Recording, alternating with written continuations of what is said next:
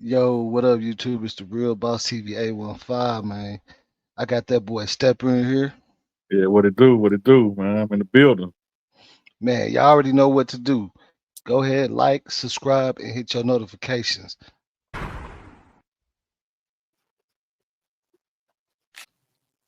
All right, man. So obviously we can't take away the fact that they obviously been beefing.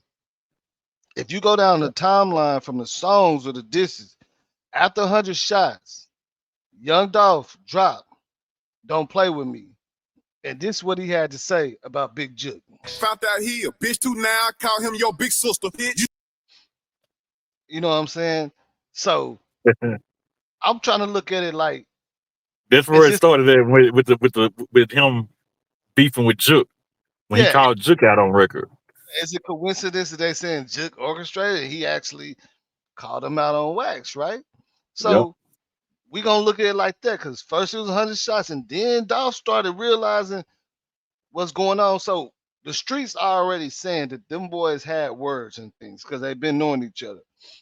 After 100 shots, Dolph was not intimidated. He turned up a little more. Now, I want to show y'all Yep. this about Big Jook and Cornelius. All right, so y'all check this out. I want y'all to see this. This is where Cornelius today he talked about the first hit that he was involved in that went wrong. This is the first hit that Cornelius said he was involved in, but it went wrong. Check it out. At some point you will testify that about the shooting of young Dolph, is that correct? Yes, ma'am. Prior to that, were you involved in any other shootings? Well, one day, Mr. Gotti had provided me with a gun, and he told us that Paper Route Rule was at home one day.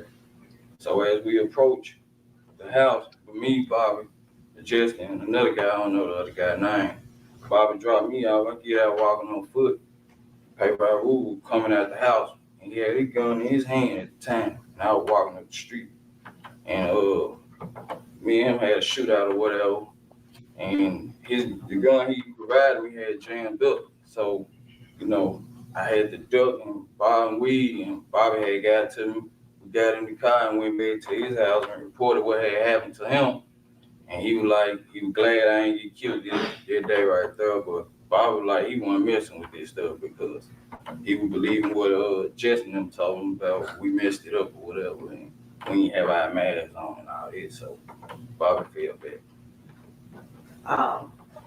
Was there an incident with Paper Route that you're aware of prior to the incident where you were involved? Nah, I don't know nothing else about no incident with Paper Route. Just this shootout that I had with him. That's all I know about it. And he was saying that he was going. Who was he? Mr. Govan was saying he was going. Let me stop. Did you call Mr. Gomez?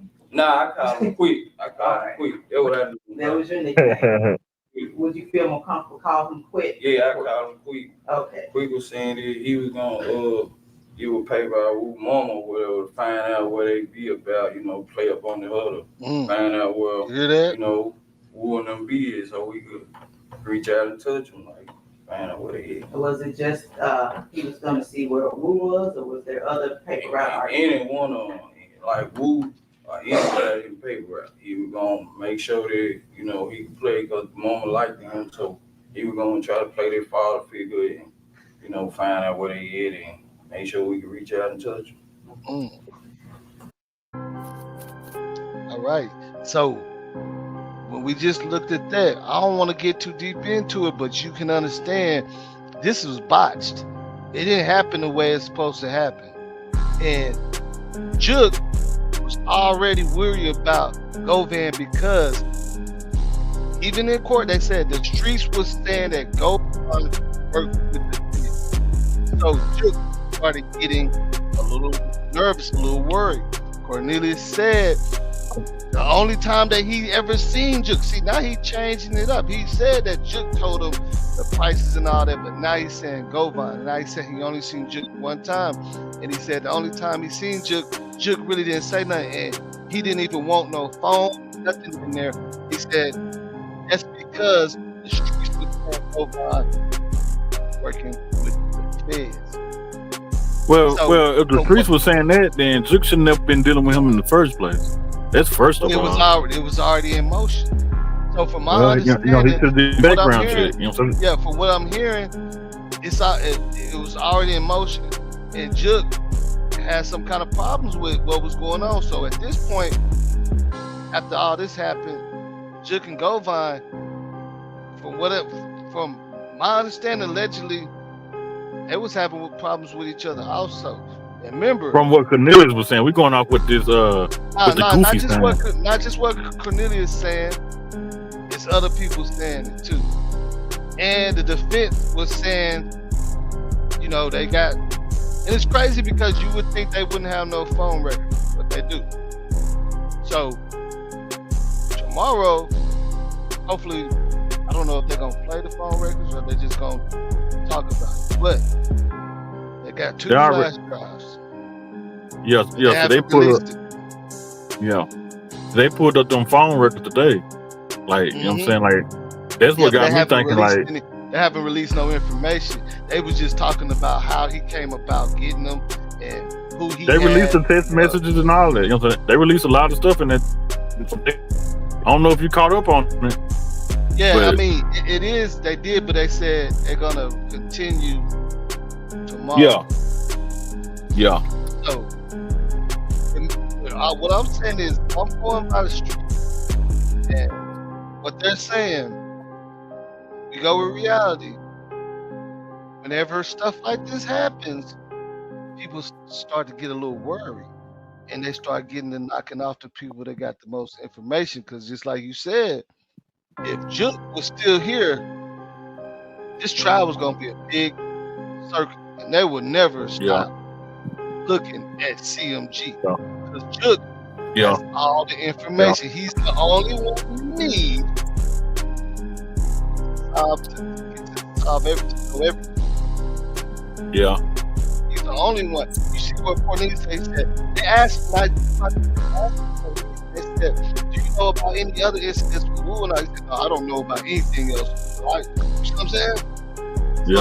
So they know Jook is the only one. It was 2 situations with Wu, you know what I'm saying? They talked about all that too. It's time they try to, you know what I'm saying, take them out too, though, Wu. It was a time before that time. And the other time, it was, you know what I'm saying, Cornelius wasn't involved in that one, you know what I'm saying? That was, I don't know who the shooter was, but it was another time they tried to take out Wu, a paper out Wu. So that was the second time right there with Cornelius. But, yeah, shit crazy, but it's not looking good, man. It's not looking good. Like, I'm not saying Gotti or nobody else and CMG had anything to do with it, but I want to ask you, do you think that it's a coincidence that Big Jook gone and they all screaming his name, and he's the only one that they need? Because we know what the law is trying to do. They're trying to get CM. Sure. That's their job. And Big Jook is gone. Yep. And you gotta look at it like this. We ain't just talking about on CMG side. Even Paper outside. He knows some stuff about that, and there's obviously been more bodies dropped than what we've seen anyway. We know that. But who knows all of it? Yeah. Look, he knows. That's why he see, you can't just take Paper out. Because scenarios, because they was getting back to it. That's why Jook's getting back. Jook knows. Yeah. Plain and simple, man. It's like chess, man. In this game, man, when stuff like this happen, man, it ain't no love. You know what I'm saying? It ain't no love. Everybody trying to save themselves, man. Everybody get nervous. Everybody get weary and thinking that this person talking and that person talking. People literally lose it when the feds get involved. You feel me? They literally lose it. So again, You know why Big Jook, it happened to Big Jook because he was the biggest player, the biggest player in this game.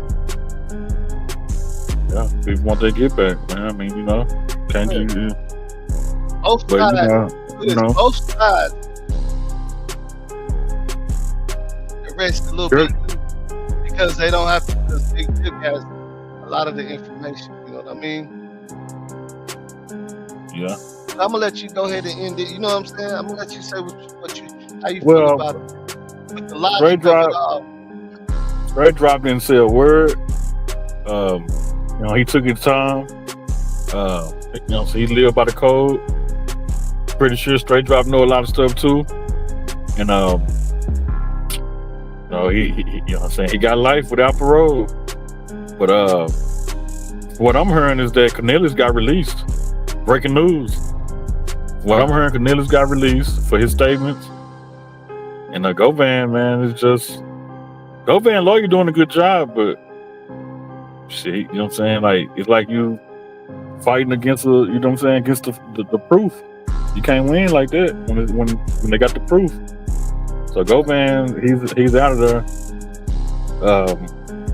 He didn't take no plea deal. He didn't want to tell. So he's gonna be in prison for the rest of his life. He gonna, you know what I'm saying? So he want that title of not telling. So